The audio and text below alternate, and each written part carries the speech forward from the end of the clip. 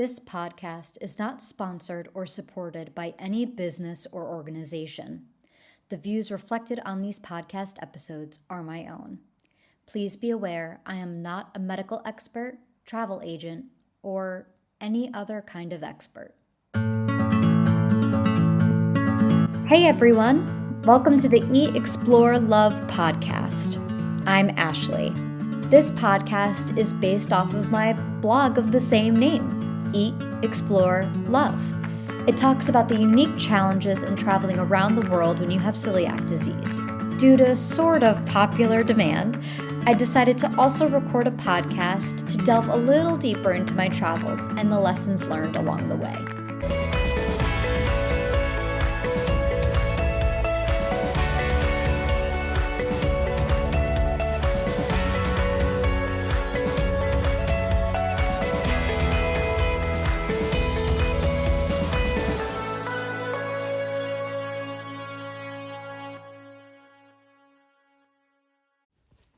Welcome back for another episode of Eat, Explore, Love the podcast.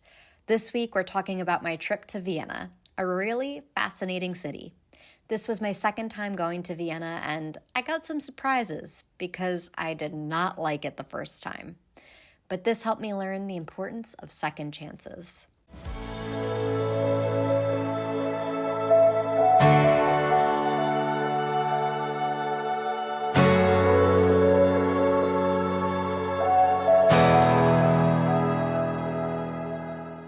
As per usual with any restaurant, go and check out hieatexplorelove.com so that way you get the proper spelling because I'm not going to be able to pronounce it right.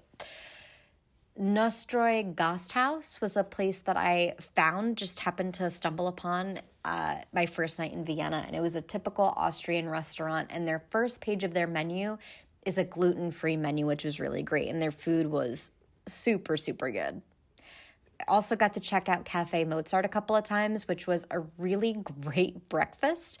And it was right on the square where a lot of the tours I'm going to mention today would meet up as a meeting spot. So it was super convenient as well. Superfood Cafe. Now, I just want to warn, the bowl was good, but I got 4 bathroom emergencies, and everybody that has celiac knows that what a bathroom emergency means. I had 4 of those within an hour of eating their food, so I would just proceed with caution. I don't think I got glutened, but something else was up. They have, now I'm so sorry, but with how touristy this is, but it was becoming desperate times and desperate measures. Hard Rock Cafe in Vienna, it was super touristy. The Find Me Gluten-Free app was not being kind to me. And I knew that Hard Rock Cafe had gluten-free options. And it was a solid burger. The staff was really nice and friendly, and it just worked. Veggies was another restaurant, and I was able to get my food for takeaway. I visited Vapiano, which I've talked about Vapiano before, another chain restaurant that has solid gluten-free pizza options. Blue Orange, I had an omelet there. It was the day after Easter when I went there, so they ran out of gluten-free bagels, but the staff was really nice and the place was pretty cool. So I would just check out Blue Orange and let me know how their gluten-free bagels are. Another place that I went to was Cafe Lenman, and it was a really fancy, expensive restaurant with limited gluten-free options, but that doesn't mean the options were bad. There weren't a lot of them, and it was really expensive. So again, proceeding with caution.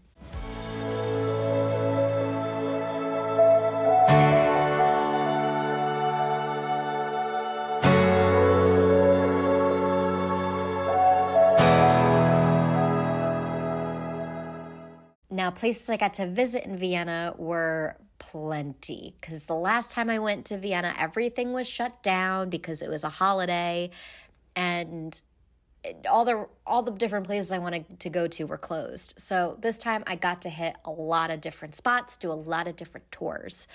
So here goes nothing. Schönbrunn Palace, it's kind of like their Versailles.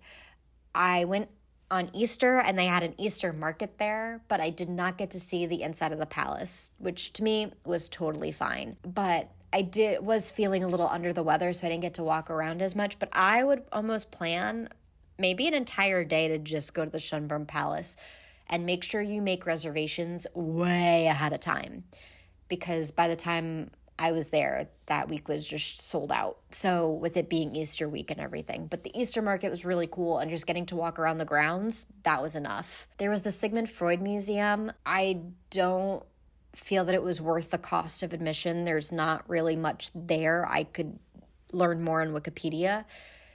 Because Freud had to leave Vienna for London when Hitler annexed Austria, because Freud was Jewish, so much of his things are forever lost to history. So honestly, I think reading a book and buying a book would be the same as going to the museum, because that's all that there was.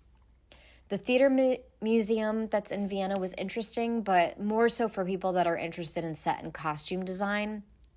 I don't know what my expectations were of going to the theater museum, but it wasn't, my expectations in reality did not match up, so I would just be careful. The CC Museum is in the Old Royal Palace of Austria. If you've been to any other royal palace, you've pretty much seen what there is to say in this museum. But it was pretty interesting to learn about CC. She's basically Austria's equivalent to Princess Diana. But if you've been to other royal museums and you aren't really into it, then I would skip this one. But if you are interested in royal families and how they each live, yada yada, I would make sure to go, but go right when it opens. Now going to the tours that I went on, which those were a couple. Free Tour Vienna. All of these, by the way, were booked through Guru Walks. It's similar to the Start Your Visit tour, which I'm about to talk about, but tells different interesting stories. The Start Your Visit tour, it was a good introduction to Vienna and provides information on other things that you're able to do on your trip. I think if you were to do one or the other, maybe perhaps do Start Your Visit tour. Then there was the #1 free tour, which is a really good companion tour to the Start Your Visit tour.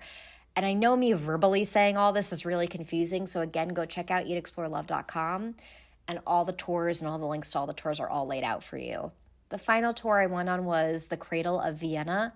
This was a really interesting tour that had more of a focus on the history of religion in Vienna throughout the years, which was mainly Judaism, and it showed different parts of Vienna that you didn't see in the other tours I mentioned. Another place I got to go see was State Hall of the Austrian National Library.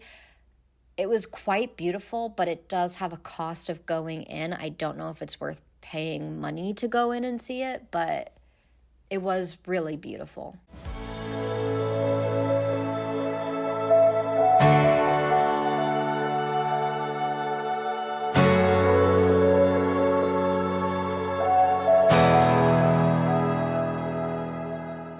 So as I briefly mentioned earlier, I had been to Vienna before. It was on a celiac cruise. There was a port stop, and unfortunately it was on a holiday, and it was in October. It was very gray and gloomy.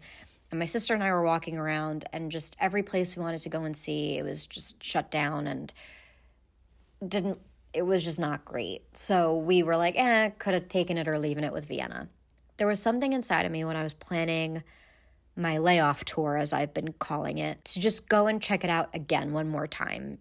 And I'm really glad that I did, because I got Vienna not on a holiday, and everything was open and functioning as normal, and it was a lot of fun. Even though Easter was the holiday happening while I was there, nothing was closed as a result, which is really strange.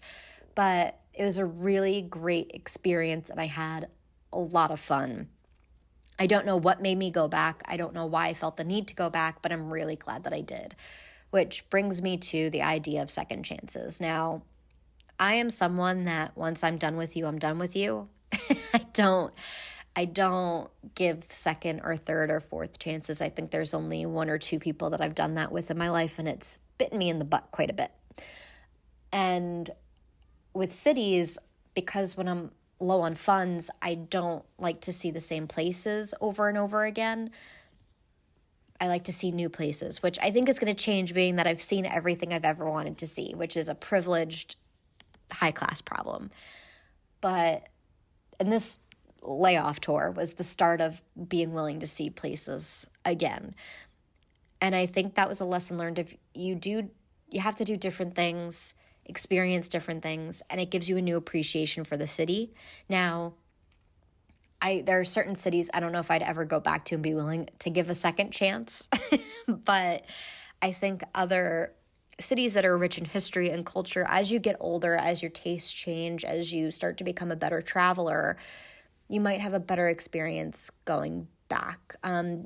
There's an example of, there's a lot of family members of mine or friends that would go to Paris for the first time and have a really awful experience. And I really encourage people to go back and give that city another chance, because I think it just depends on when you're catching people. It depends on the time of year. It depends on what you're doing. And you could have a vastly different experience at a city like that. Same thing goes for Vienna.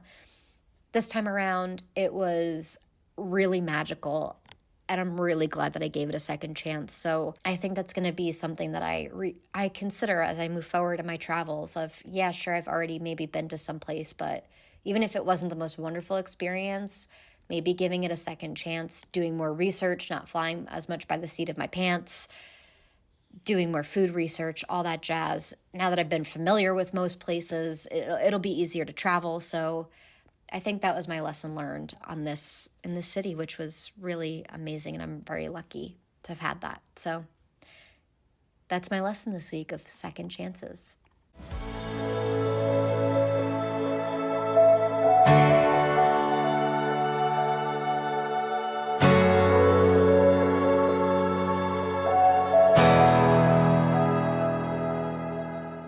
Now it's time for the wrap-up questions.